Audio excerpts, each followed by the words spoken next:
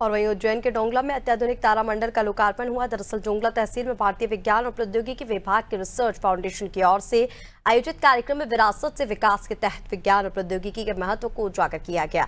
इस कार्यक्रम में सीएम डॉक्टर मोहन यादव भी शामिल हुए। इस दौरान उन्होंने कहा कि डोंगला महिदपुर को कालगणना की नगरी के रूप में पुनः स्थापित करने के प्रयास किए जा रहे हैं। एशिया में महत्वपूर्ण स्थान होने के नाते भारत से ही कालगणना का महत्व जुड़ा हुआ है। कई देशों के वैज्ञानिक भी इस विचार से सहमत हैं कि कालगणना के लिए भारत की सर्वोत्तम केंद्र है और इस दिशा में हम प्रगति कर रहे हैं। सीएम ने कहा कि प्रधानमंत्री नरेंद्र मोदी ने भारत के प्राचीन ज्ञान और विज्ञान को दुनिया के सामने पुनः स्थापित करने का अभियान शुरू किया।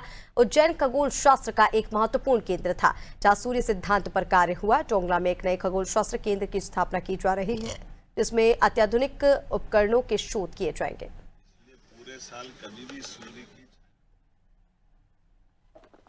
प्राचीन ज्ञान विज्ञान का महत्व रेखांकित करते हुए माननीय प्रधानमंत्री जी विरासत से विकास की जब बात कर रहे हैं तो सरकार के माध्यम से वो सब ज्ञान विज्ञान जो प्राचीन काल से धरोहर के रूप में हमारे पास आज उसको आज की कसौटी पे अगर कसा जाए तो आज भी वो खरा उतरता है।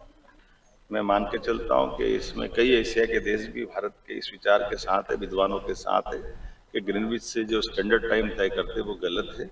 रात की 12 बजे दुनिया में कहीं समय तय नहीं होता है। सूर्यास्त और सूर्योदय की गति यही हमारे लिए सदैव आदर्श रही। उस नाते से इस स्थान की महत्ता बनाने के लिए science technology department, IIT, Indore, physics department के सभी कई प्रकार की यूनिवर्सिटी कई ने एमओयू करके यहाँ ये रिसर्च के इस केंद्र को बढ़ाते हुए भविष्य में इसको स्टैंडर्ड टाइम के लिए आदर्श केंद्र बने, इस दिशा में हम काम कर रहे हैं।